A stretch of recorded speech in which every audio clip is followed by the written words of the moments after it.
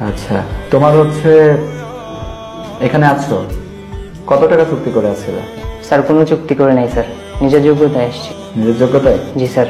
আমি যদি তোমাকে এখন চাকরি দিই তাহলে কত লক্ষ টাকা ঘুষ দিবা? স্যার আমি কোনো ঘুষ দিয়ে চাকরি নিতে চাই না স্যার, নিজের যোগ্যতায় চাকরি নিতে চাই। নিজের যোগ্যতা নিতে চাও? হ্যাঁ স্যার। তোমার ফোনে কয়টা মেয়ের ছবি আছে? স্যার আমার ফোনে কোনো মেয়ের ছবি নাই। মেয়ের ছবি নাই? না স্যার। তোমার ফেসবুকে কয়টা মেয়ে আছে? ফেসবুকে স্যার আমার কোনো মেয়ে নাই। মেয়ে নাই? না স্যার, সব ছেলে।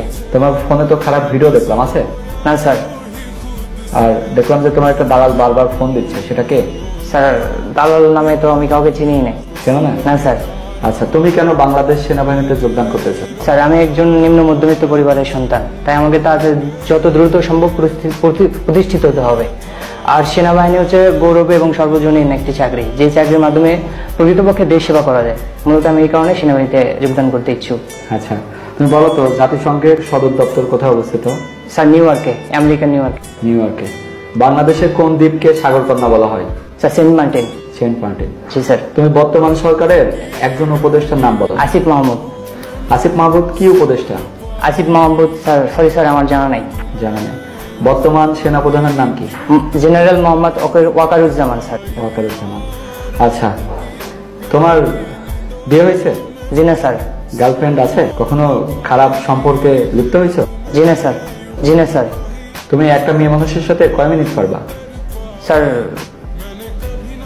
এটা তো আমি জানি না স্যার। জানা নাই? না স্যার। আচ্ছা, জানা নাই। ঠিক আছে, কখনো প্রপোজ পেয়েছো মেয়েদের থেকে? জি না স্যার, আমি ওইভাবে পাইনি। হয়নি। তুমি ছেলে মানুষ, গার্লফ্রেন্ড নাই, তাহলে তো সমস্যা আছে মনে হয়। আচ্ছা দেখ, তোমার হচ্ছে বলো তো, তোমার বাবার একটি লাল গরু আছে, এর ইংলিশ কি? My father has a red cow. Red cow. আচ্ছা আচ্ছা, বলো তো বিশ্বের 1 নম্বর ফুটবল খেলোয়াড় কে? বর্তমানে sir Lionel Messi. Lionel Messi.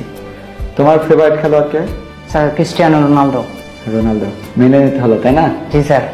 আচ্ছা, তুমি যদি বাংলাদেশ সেনাবাহিনীতে যোগদান করো, তোমাকে কোনো বেতন দেওয়া হবে না, চাকরি করবা? জি স্যার। কতদিন করবা?